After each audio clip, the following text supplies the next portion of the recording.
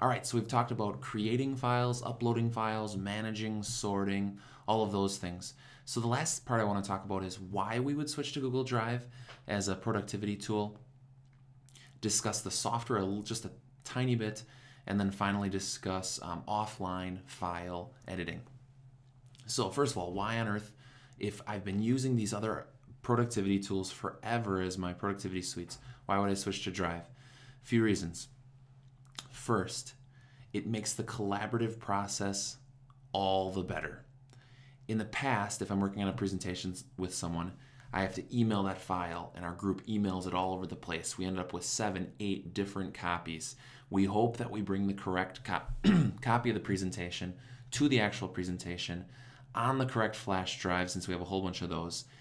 With Google Drive, if we make one presentation and we share that out and we collaborate, we're always all working on the newest one, and we don't have to worry about bringing that newest one to the presentation. The other beautiful thing about that is, as we mentioned, Google is saving things every couple seconds. What I didn't show you is it also, since it saves them saves the files every few seconds, it also creates a log of all of those revisions, and I can revert to any one of those revisions at any time. We don't have to worry about compatibility. I can be on a PC, a Mac, a Linux system. Not going to matter. I just need internet and I'm going to be fine. So many, many good reasons to use Drive. Like I said, as long as they're Google files, it doesn't count against any of my space. So I pretty much have this unlimited amount of space out in the cloud that I can use. All right, let's talk about the software very briefly. As I mentioned, Drive is this list of where all your files are. It's also a software you can download, which allows you to sync things a lot like other cloud storage services, so like Dropbox or SugarSync. The difference is those storage services are really just that, storage. I'm putting things up there, I'm pulling things down. Google's cloud is different.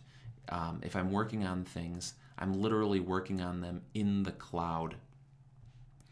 The software, though, muddies that a little bit in the fact that I can put things in there and I'm really just storing it with Google.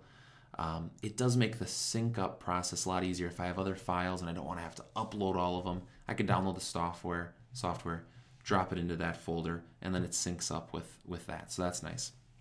So last thing to talk about is offline editing. One of the huge criticisms of cloud computing is, yeah, you can get to it from any machine anywhere as long as you have internet. And that's mostly true, except that Google has thought that through and said, well, as long as you install Chrome and enable this thing called offline editing, then we can sync your last 100, your newest 100 documents and spreadsheets. It won't do presentations or other things, but we can sync those last 100, and then you'll have access to those to work on those offline. So within Drive, the way I do that is, you can see mine over here already says offline docs, and when I go into the settings over here, it says stop using. That's because I already have it enabled, and you can see even within some of these documents it says offline right next to it, labeling it as one of my newest 100, right? If you don't have that offline option, you're going to have to enable it over here. If you don't even see the option to enable it, it's probably because you're not within Chrome. You have to be using the Chrome browser to use offline editing, and certainly this addresses some of that criticism. I can edit things while I'm offline, spreadsheets and documents. As soon as I'm back online, it syncs it back up with my Drive. So much of our life continues to move to the cloud, and really Drive just facilitates that in a really nice way that integrates really well with a lot of other Google products.